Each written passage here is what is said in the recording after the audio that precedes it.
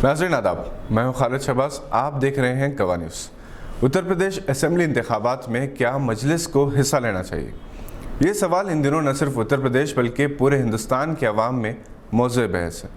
सदर मजलिस जनाब असदुद्दीन अवैसी ने उत्तर प्रदेश के 430 असेंबली हलकों में से 100 हलकों में मजलिस के उम्मीदवारों को मैदान में उतारने का ऐलान किया, जिस पर मिले जुले रद्द-ए-अमल का इजहार किया जा रहा है। बास का ये ख्याल है कि मजलिस के मैदान में उतरने से सेक्युलर जमातों को नुकसान पहुंचेगा और बीजेपी जो आदित्यनाथ की गलत पॉलिसियों और मुखालिफ मुस्लिम इक़दामात की वजह से कमज़ोर होने लगी, उसे एक नई ताकत मिलेगी। जबकि मजलिस के कायद ने उत्तर प्रदेश के सेक्युलर कायदीन को मजलिस में शामिल होने की दावत दी और ये खबर ख़यासाराई या अफवाह सोशल मीडिया पर गश्त कर रही है कि आज़म खान और अबू आसम आज़मी मजलिस में शामिल हो सकते हैं। अबू आसम आज़मी और आज़म खान दोनों ही समाजवादी पार्टी में हैं। आज़म खान इन दिनों जेल में है, जबकि महाराष्ट्र में समाजवादी पार्टी का कोई ख़ास मौक़िफ़ नहीं। दोनों ही कायदीन मजलिस पर तनकीद करते रहे। समाजवादी पार्टी और बीएसपी दोनों से वाबस्ता कायदीन का कहना है कि मजलिस के यूपी इलेक्शन में हिस्सा लेने से आदित्यनाथ को फ़ायदा होगा। बास का ये ख्याल है कि मजलिस को एक कौमी सतह की जमात बनने के लिए मुख्तलिफ रियासतों से इंतखाबात में हिस्सा लेना ज़रूरी है। हर जमात की तरह मजलिस को भी हक़ है। बास का कहना है कि 100 हलकों से मुकाबला करना नामुनासिब है, क्योंकि मजलिस का गढ़ तेलंगाना है और वहाँ सिर्फ 7 हलकों से ये जमात मुकाबला करती है। यहाँ ये बात काबिल ज़िक्र है कि बंगाल के इलेक्शन में हिस्सा लेने का मजलिस ने ऐलान किया था, मगर पीरज़ादा के फ़रेब की वजह से मजलिस ने हिस्सा नहीं लिया और बंगाल के मुसलमानों ने ममता बनर्जी को वोट दिया। उत्तर प्रदेश में इस वक्त समाजवादी पार्टी की लहर है। अगर मजलिस समाजवादी पार्टी के साथ इत्तेहाद करे तो ज़्यादा मुनासिब होगा।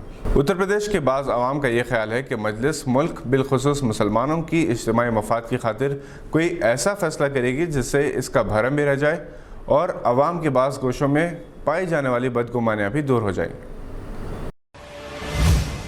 पुराने शहर नूरखां बाज़ार में हेल्पिंग हैंड के दफ्तर वाक़ लाइट हाउस में आज दूसरी मरतबा वैक्सीन का दौर रखा गया। इलाके के कई लोग इससे मुस्तफ़ीद हुए और उन्होंने फैज़-ए-आम ट्रस्ट और हेल्पिंग हैंड्स की खिदमात को बेहद पसंद किया। सुबह की अवलीन सातों से बिला लिहाज उम्र वैक्सीन लेने वालों का तांता बंधा रहा।